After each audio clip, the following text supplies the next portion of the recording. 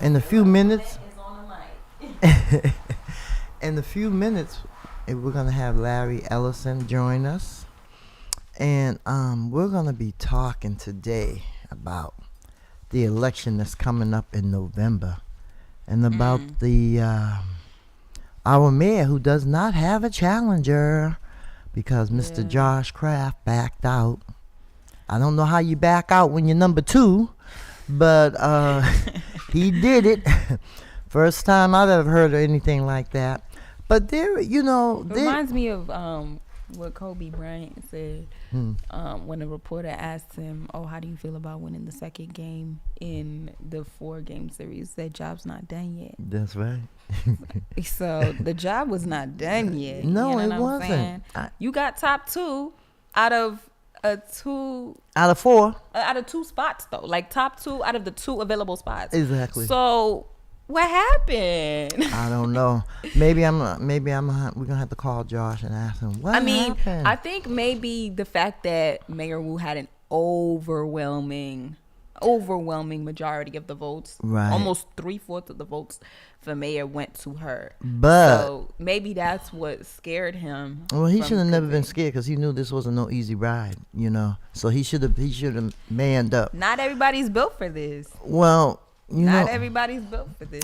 I know, but what I'd like to say is that there's no way if I was in second, I don't care how many votes they had, I would not back out because our people do not go to the preliminary or the primary election. So they will probably wait and I'm gonna wait to the general.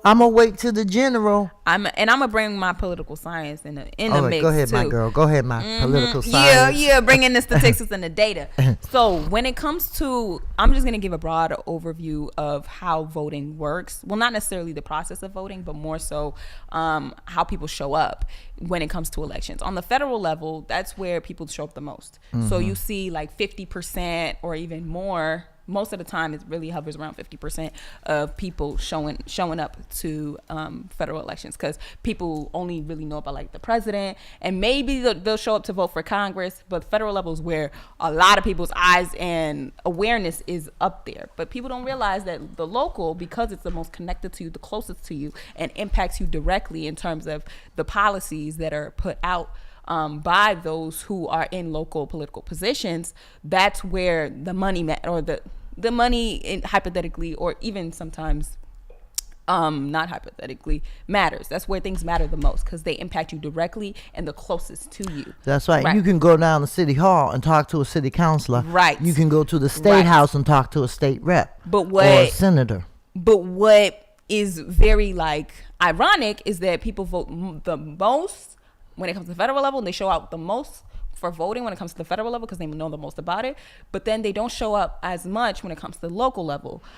So you see a small percentage of people showing out to vote, and it's much smaller than the federal level when it comes to local elections. And from the federal level then to state level and then local level, the farther it goes down, closer and closer to the local level, the lower that the voter come out percentage is, right?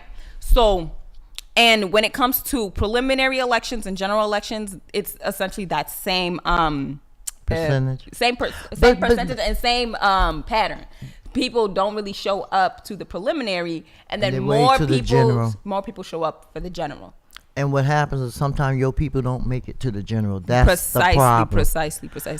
So out of 423,000 registered voters, 93,000 went to the polls. Yeah. So what does But the thing is, that's up from 4 years ago. Really? I believe it was, if I'm not mistaken, people please hold me accountable. I believe when it was the mayor's election 4 years ago, when it was against Anissa Sabi George and current mayor Michelle Wu, the people who showed up was like 60,000. I think she got like 60,000 voters, something like that. I think that was the total of the people who showed up. So when I saw 90,000, I was like, okay, and it's only the preliminary. Okay. So I was like, that's a big improvement based off of what I saw before. So we have to celebrate those small wins as well. If you're following the data throughout, you'd be like, okay, that's an improvement, but that's still only 1/6 of the amount of people that there are in Boston. Actually, a little bit less than 1/6. That's ridiculous. And That's even sad. then, I think only like I think it's 1/4 of the people who are actually registered to vote. Because I think it's like 400,000 people are registered to vote in Boston, and only almost 100,000. About 423. Yeah, 400. But it's just sad that people don't realize how important it is for us to vote. Yeah. They think it only matters in the presidential election. Absolutely. And that's because people don't understand how the political process works. And on top of that, but it's also to give credence to their position. It's like voting is not the only thing. Right. People right. some people put a lot of emphasis, and the only emphasis on voting as only. Like, they don't show up in community. They're just like, oh, we have to show up every 4 years. And a lot of people are disconnected from that, and they just don't believe that vote ends up being indicative of material wins, which is fair, especially when we're talking about disinvested communities. So there's a multi-layered reasons for why people don't go out to vote. And it may seem as though the vote doesn't matter, but number one, the vote is not the only thing. Let's keep that in mind. So that gives a certain level of credence to their argument. But then also we have to consider the fact that we are dealing a lot of the time, especially with Black Boston, we're dealing with the Black and brown communities in Boston, we're dealing with historical disinvestment and people just being disenfranchised for so long that they become so so disconnected from the system and believing in the fact that there could be better. And it's basically we got to play a whole long run, a whole marathon in order for this to work, and people want it to be a race. And there's no evidence that this it's actually going to work, especially when people just continue to feel like these politicians don't look out for them, so they try to find other avenues rather than go to the voting booth. I think that we fought for this, and people have fought for this for so long, and they're being so instrumental at the federal, at all levels, and try to restrict your vote. If your vote didn't matter, then they wouldn't be trying to restrict it, and they wouldn't have had historically restricted it. Right. So we have to keep that in mind, and a lot of people. We got to stay in the fight. A lot of people got to realize we got to stay in the fight in order to get anything. Because if we give up now, then we've just accepted our fate. Larry, I don't know if it's raining on your head or you sweating. Good morning. It's raining. I know, it's pouring. That song, It's Raining Men. Hallelujah. Yeah, we were just talking about our folks and them getting to the political state of Boston. And what's going on at the moment. I don't think there is a political state. I think it's a state of paralysis. I know. That's poetry right there. That was something that Brother Charles used to say. Paralysis. There was a way he used to word it. We have paralysis of something like. I'll ask him next time I see him. But it's just ridiculous. We should also get into the D7 race. The top two front runners are Coach Ahmed and Culpepper. Yeah. How are we feeling about those options? Well, I don't live in Roxbury, so I don't live in Roxbury either. But for me, like I feel like I live in Roxbury only because like where my Black people are at, that's where I'm at too. Yeah. So. I know. I'm from Mattapan, you know what I'm saying? Mattapan. I'm from Roxbury, but I'm so disappointed. And out of 11 people, I mean, I don't know. I don't understand. You know, who? I don't know. Don't ask me about Roxbury. Well, it's very difficult to watch. It's like watching a train wreck, right? You know it's coming.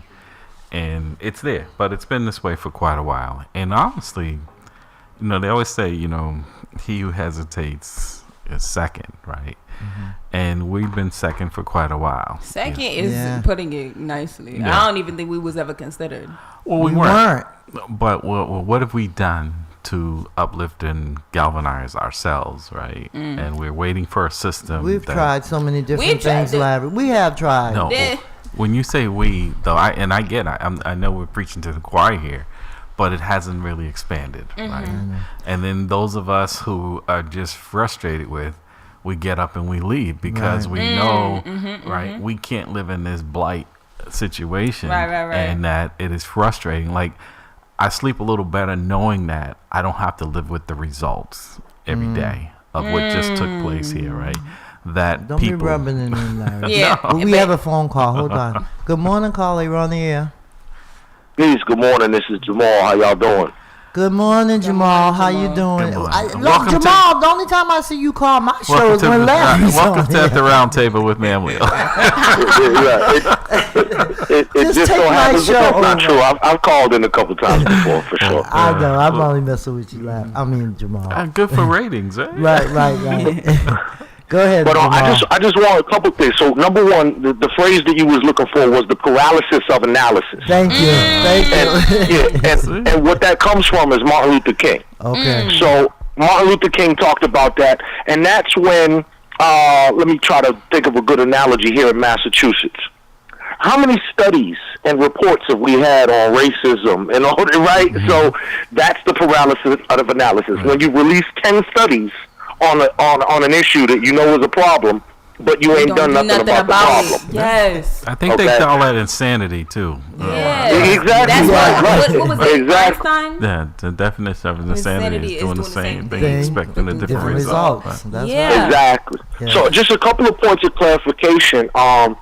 So in the last election with Wu and Anissa Asabi, there was actually 127,000 people who came out to vote, and that was about 28.9, 29%.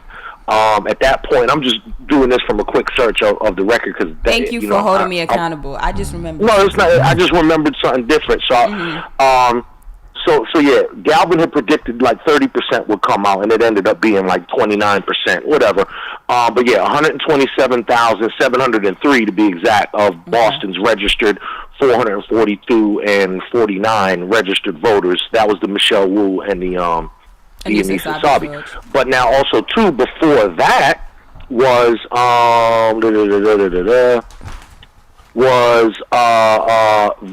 the Walsh turnout as well.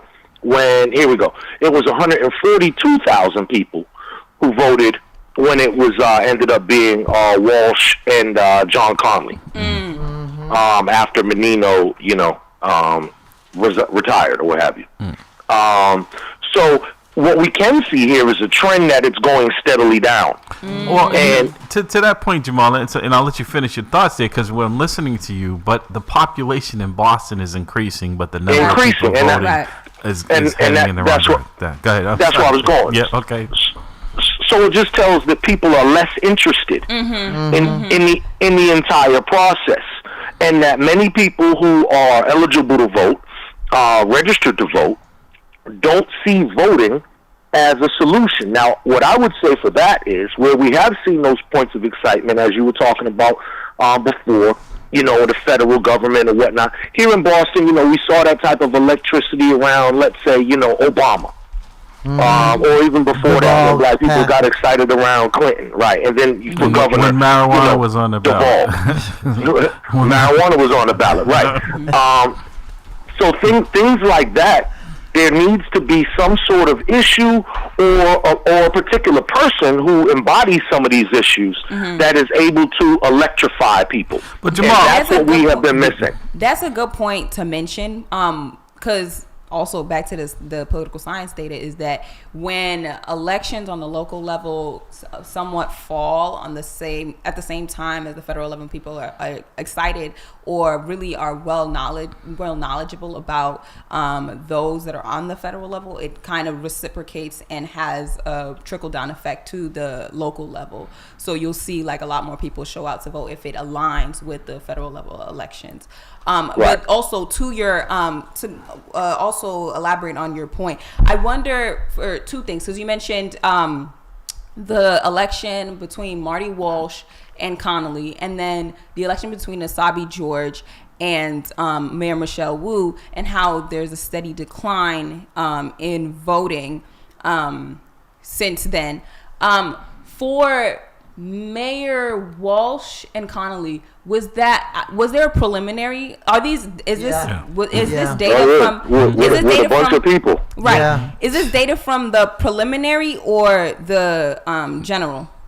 This is the final election. Yeah. General? Okay. So I'm intrigued to see what the general election will look like. The general election turnout will look like this time around for this election, to see if that decline continues. And then also I wonder if the fact that these elections happened after an incumbent was no longer an incumbent who had been an elected official for so long left office, because you also see once an incumbent who has been in office for so long leaves office or dies, like Mayor Menino did, so many people want to go and fill up that seat, and I wonder if that has an impact as well on the turnout. Well, the incumbency is, so for instance, look, Ray Flynn only left Boston because he got tapped to be ambassador of the Vatican. Yeah. Mm-hmm. Okay, whoever made that choice, that's on them. But whatever. So he left Boston because other than that, he could have been mayor for another decade, probably. Right. And that's how Tom Menino got in. Right. Yeah. Now Tom Menino stayed in, and of course, I guess maybe failing health or whatever, 20 years or whatever. So he gets out.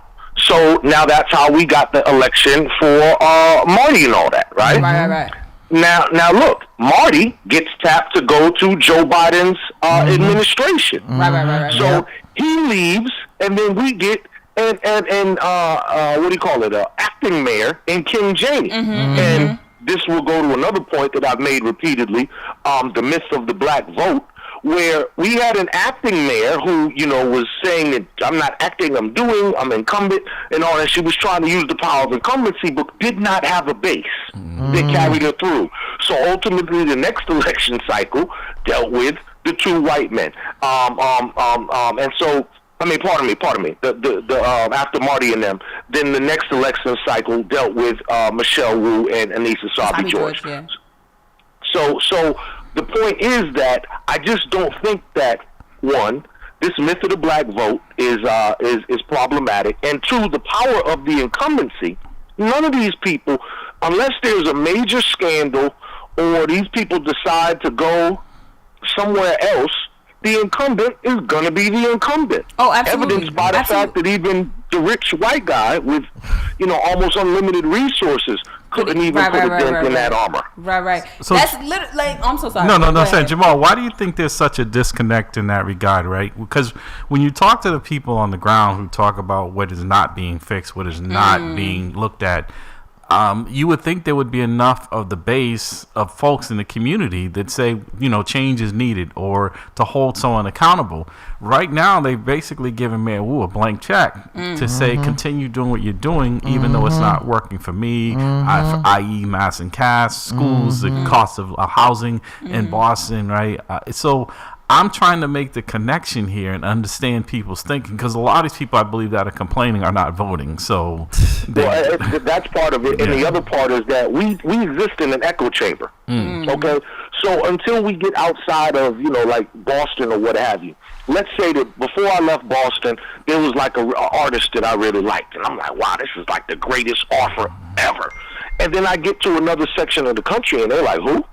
Right? So there's a thing where I don't know like how to really describe it, but there's a thing where what we think is going on in our universe is the most pressing issues. And in fact, if we were able to, this is why polling is messed up, because they call up 500 people and or 1,000 people if we're lucky, right? And then use that to determine how most people are thinking. I think most people have thoughts that we don't like this stuff going on, but most people are also lazy and will not do a thing, will lift a pinky finger to change it. So I that's rock the with problem. you, Jamal. Jamal, you bringing up it's like you allowing me to bring out my knowledge about the political system, and I really love this, Jamal, because you mentioned the incumbency and also polling as well, and the issues with polling and how inaccurate they tend to be. But based on what you're saying with the incumbency, like even statistically, like we have this problem at the federal level, the state level, and the local level. Statistically speaking, the incumbents are just they're 100%, almost 100% more likely to win because name recognition, people recognize them, and they just keep going with the same things, keep going with the okie doke. So if you're an incumbent, your likelihood of winning just shoots up. Unless you do like something very scandalous, very crazy that people just aren't for. But also, no. To that degree though. But if you think about it, right? You say, okay, normally when there's a vacancy, you see an increase in the people who get into the race. You see an increase in the voting. District 7 is the outlier because you had a vacancy that didn't increase the number of people voting in that district. So I don't know if it increases the number of people voting, but the number of people running definitely increases. The numbers, usually the numbers increase. Like you said, you look at when there was a vacancy when Menino left, there was 142,000 people. There was a vacancy, then became an incumbent. After that, the numbers went down because now you're running against an incumbent. Whenever there's a vacancy, the numbers increase of the people voting, of the voting block. Okay. At the mayoral level. At the mayoral level, yes. At the district level, you don't see that. Like District 7, it was wide open, so there was no incumbent running, and yet the numbers didn't fare any better. Granted. I'm not sure if that's necessary. If District 7, if it's fair to say that this is only the issue with District 7, because again, this goes back to civic education and understanding the layout of the political process as well. People really only know the executive. At the federal level, the state level, and the local level, people really only know like the president, the governor, and then the mayor. So they're more likely to vote for those people. And then when it comes to like city council or whatever, they don't really know much about city council and people who represent them, and they don't really show up for those elections as much. But I blame that on the elected officials because they don't get out to their constituents unless there's an election. But what do you need to if you can get elected with 1,000 votes, right? All you need to do is find a few friends, right? So why work harder instead of smarter, right? When you have a small majority of people that are going to vote, you focus on them, you give them a call. But I want to, also highlight the other side, right? If, like I said, on the national level, you have these folks who are saying, you know what, we don't care. Donald Trump has their interests and they're voting their interests, right? We don't see the value in that, right? Where you have someone who we know is toxic in every way and is not this genius of a businessman, right? And we see it on full display. But what they can wrap their arms around is that he's coming after a certain segment of the people that they don't like, or we're defunding things that they don't like. So they'll get behind that. But we're in the same situation where we're not seeing an improvement here in the city in the education of our kids. We're not seeing housing costs, not even just level off, but come down. I mean, a year ago, the average price of a home was around $900,000. Now it's over $1 million, right? Yeah. And so Mass and Cass has not been cleaned up. It's been displaced around the city. So there are a lot of issues that, whether people like the mayor or not, this just says that, they're not going to hold her accountable for any of those things. And she doesn't have to be accountable to any of those things. And I don't think, whether you voted for the mayor or not, I don't think that's a healthy way, because we see that on the national level when someone is unchecked. And then we have a city council that is not a check and balance. We know they hold very little power. Yeah. But even the little power that they have, most of them are not doing nothing with it. Or they've relinquished it. Relinquish would, that's speaking nicely, especially when there are certain councilors that are lock in step with the mayor no matter what she does.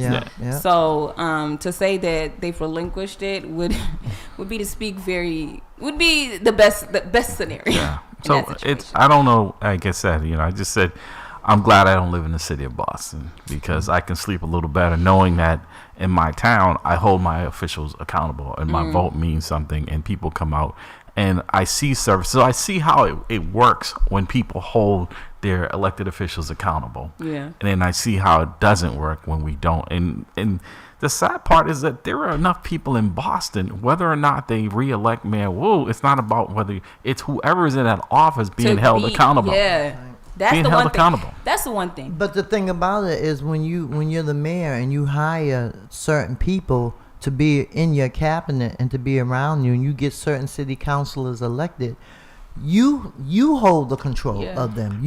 And that's the problem. Well, we you need to put consistent pressure. Right. Like we need Yeah. to apply pressure consistently. but you have and a at mirror big to level, look too. at it, right? This is what you see at the national level with Trump putting incompetent people who shouldn't be in these positions, right? And then no one is holding them accountable. Well, we see it here on the local level. We see it doesn't work there. Why do we think it's going to work here? When you have people who say, I called 301, I called City Hall, and people, Nobody got back to me. But why? What's the consequences if they do? As a matter of fact, I hear more about her administration people there in the news for criminal behavior Yeah. than on anything that is helping to move the city along. So, but I mean, this is where we are, and how we get out of it, I don't think we do. I don't know. But I want to read this article that George Greenwich did. Boston, we have a political problem. He did an op-ed in the Banner. Bear with me because it's an op-ed, so bear with me. It was 2013, and longtime Boston Mayor Thomas M. Menino decided not to run for office again. What emerged was a diverse group of candidates from different backgrounds with different ideas and ideologies, all presenting competing visions for the future of Boston. It was an incredible moment. Democracy was alive and well. I was excited. I even put together a forum where each mayoral candidate could share their thoughts and vision for the city, uninterrupted. Right in the middle of Grove Hall, Roxbury, at Flames Restaurant. 12 candidates emerged, and residents had the rare opportunity to see each of them as they were, not filtered through political patronage, or the influence of major backers. It was the golden age of Boston politics, a time when ideas were traded freely and communities were energized by the possibility of change. 12 years later, we've gone backwards. On the local level, we return to the safety of the status quo. The incumbent mayor, after just one term, is running unchallenged.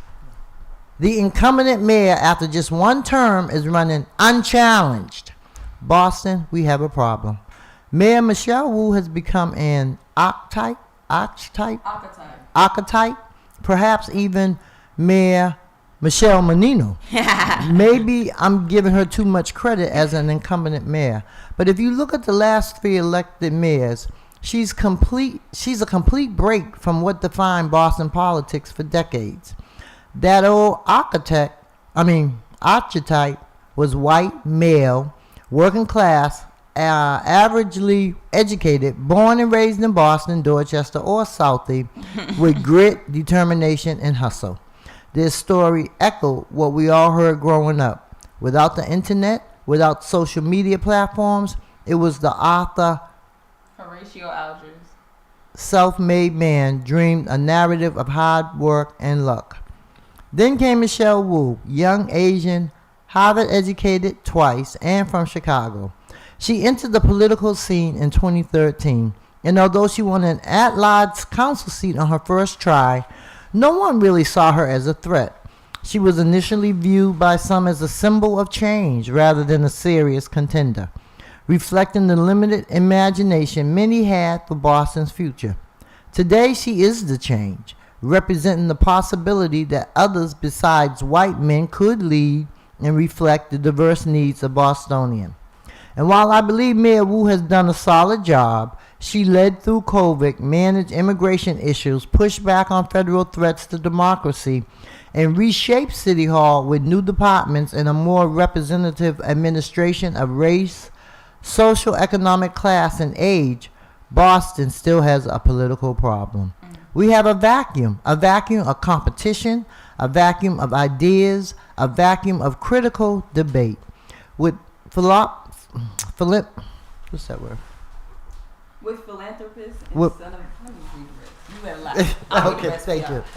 With philanthropist and son of billionaire Josh Kraft exiting the race, we're left with no serious challenges to the mayor. Meanwhile, the media and well-funded community groups have ignored the remaining 2 candidates, Domingos DeRosa and Robert Capucci, despite them qualifying for the ballot with 3,000 signatures. Without a competitive mayoral race, the Boston City Council at-large races will be dramatically affected and the democratic process will suffer. Let's be clear. As I stated earlier, at Greatest Minds, we've always made space for every candidate.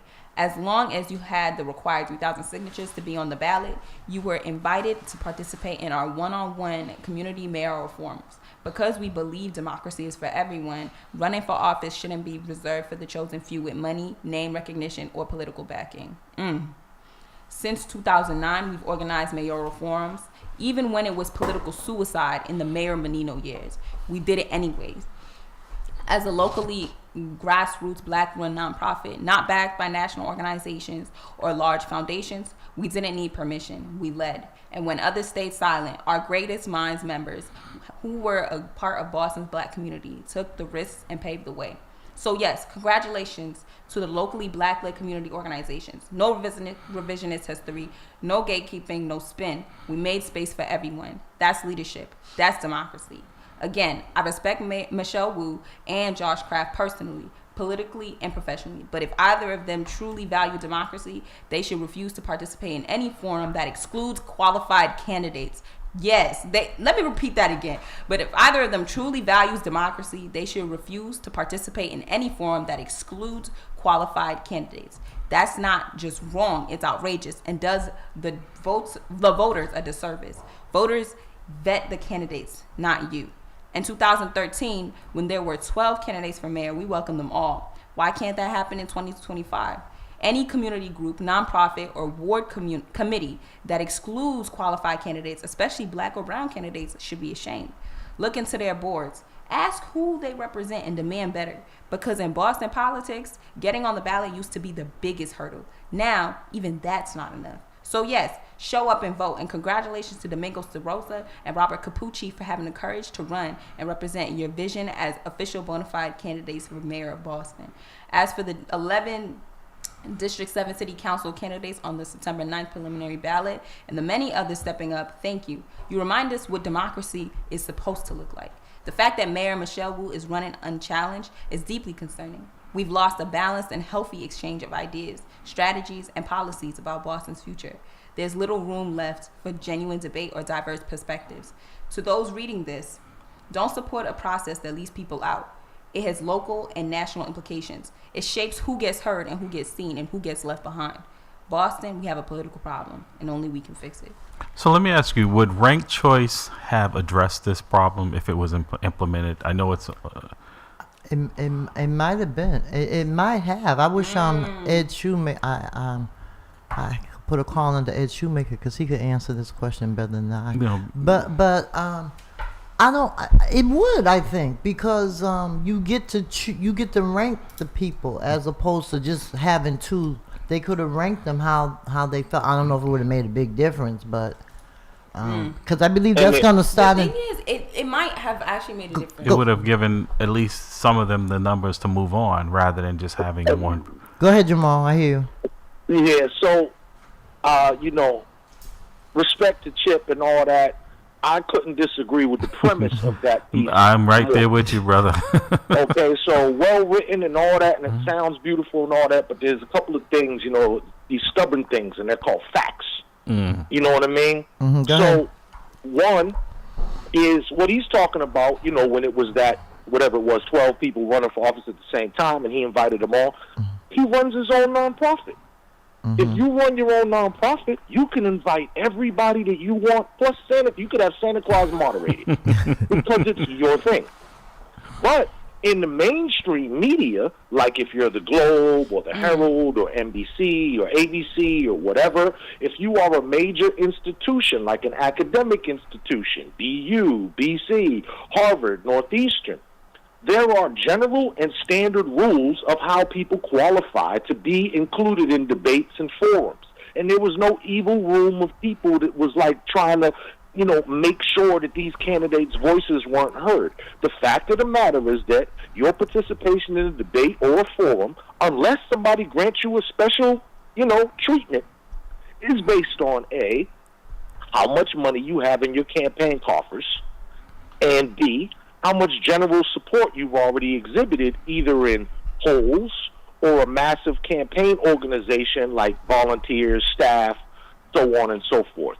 So the other point that I really disagree with here, and I'm not speaking on behalf of Michelle Wu or anything. I am speaking on behalf of reality, because that's what I deal with.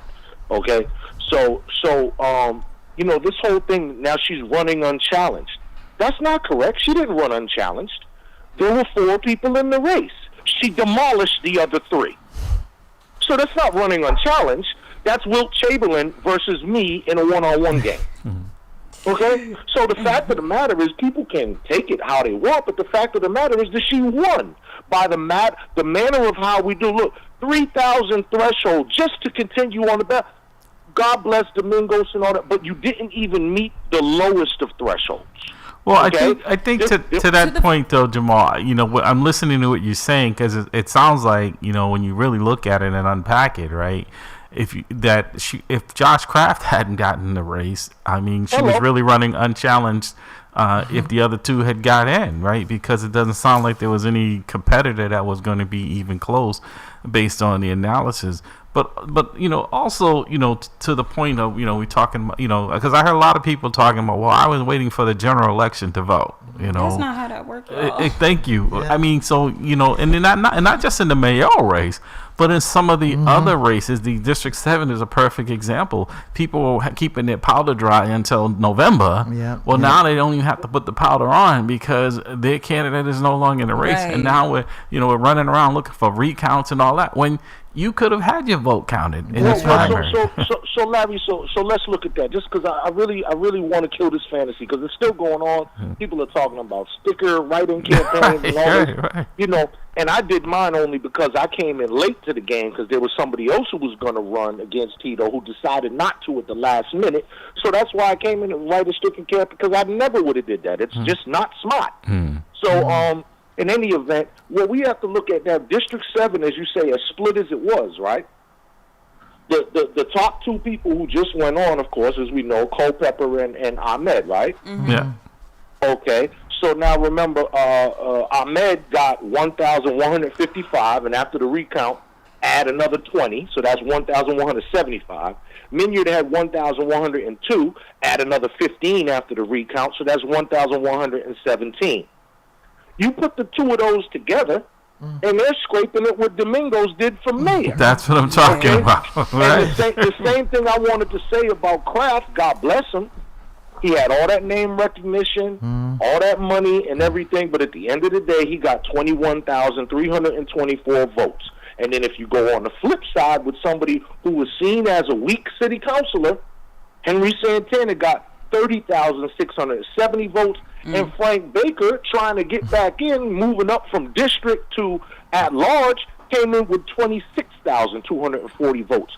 So all I'm saying is, a lot of this analysis that I believe that we do, and what we're basing on who we think, that's my buddy, I know he gonna get this many. It's just it's not in any kind of mathematical or numerical realities. We haven't shown that, and I think that what we need to do to be smart is, instead of doing all this personality politics, we really need to build a base.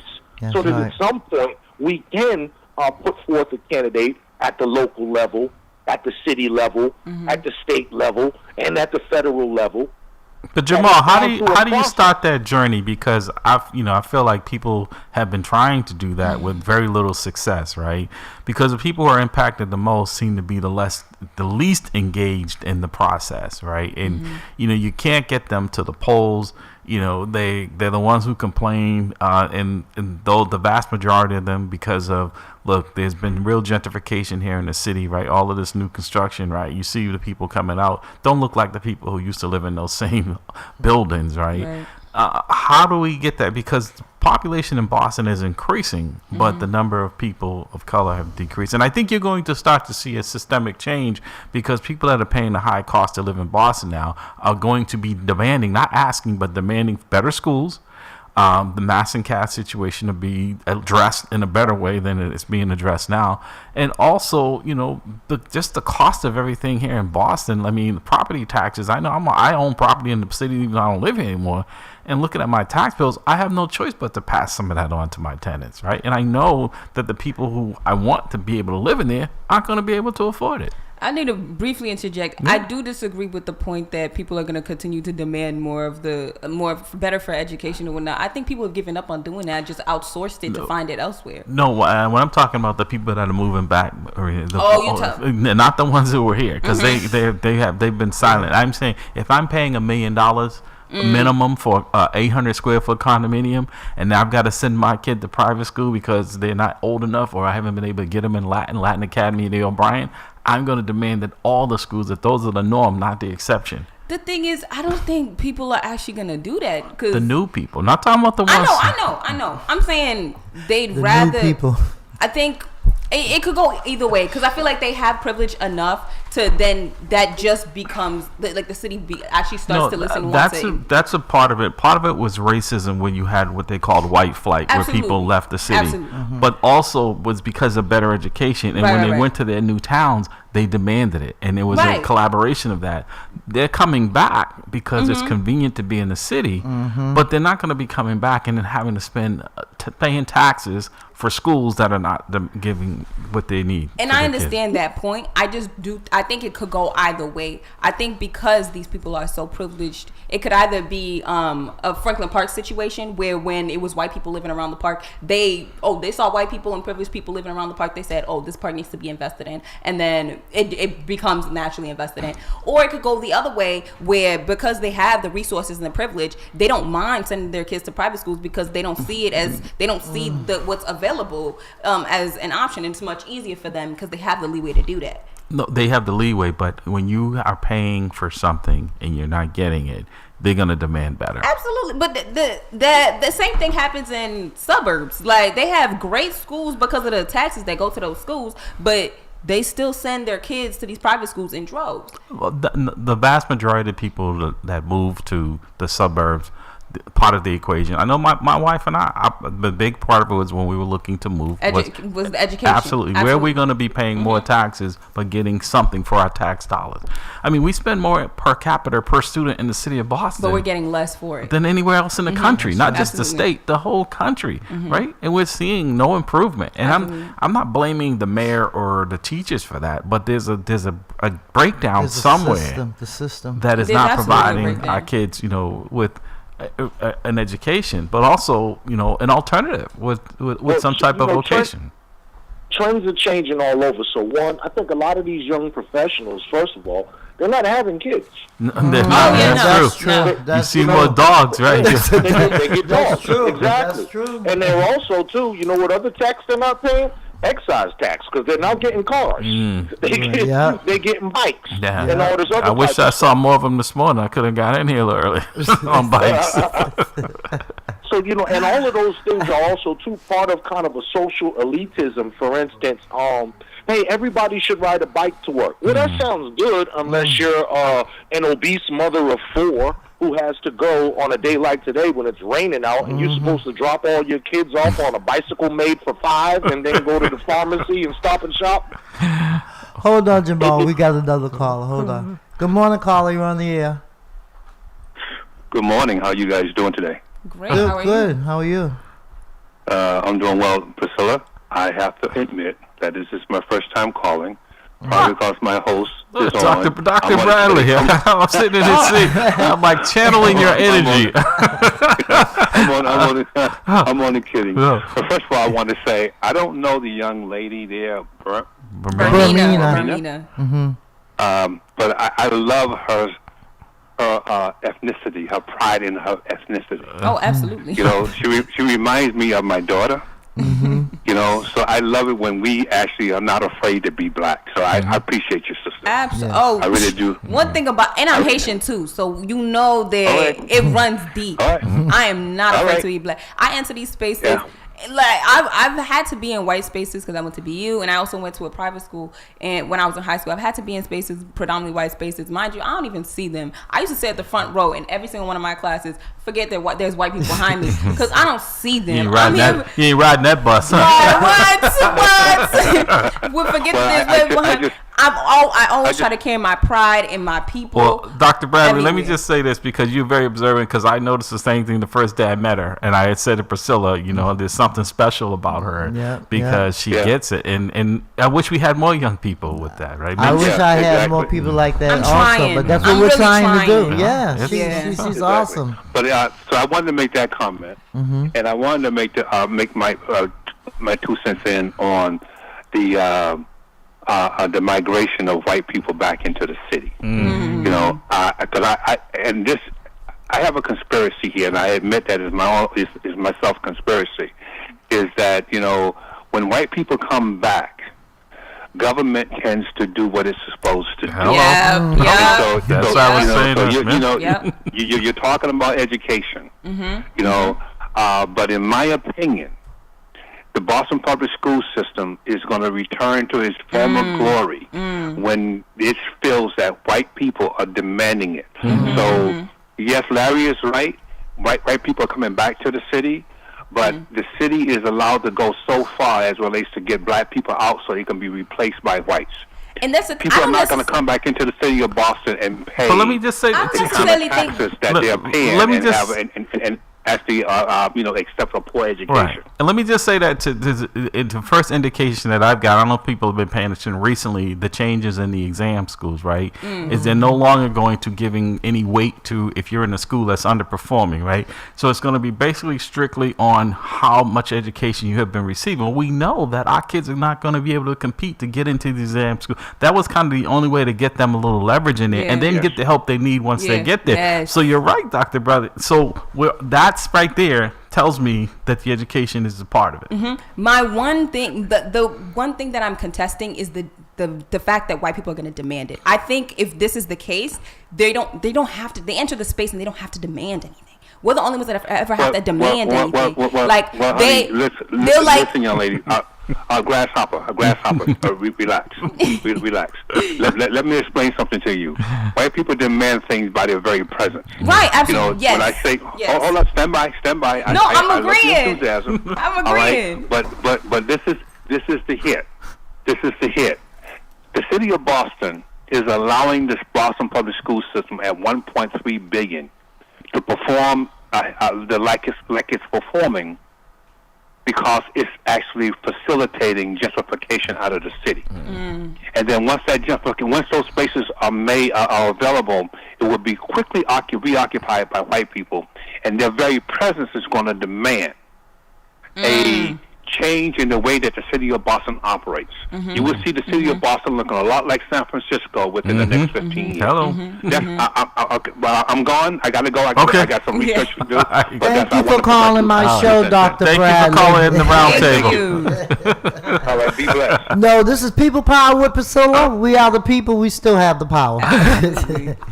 But yeah, I agree with that point. I don't think that white people don't have to demand nothing. They just enter the space, and it's like, oh, we suddenly know what to do now. Well, but what I'm saying, your point is valid, and I hear what you're saying. But like you said, just the fact that you're saying that there's space, that means that the other side is recognizing that they have a problem and they want it addressed. Right. When we have a problem, right? Like if White Stadium was a perfect example, if it was just black people that felt like they're being ignored anyways. Right. But the reason why there's been some traction is because White the folks people. around Yeah.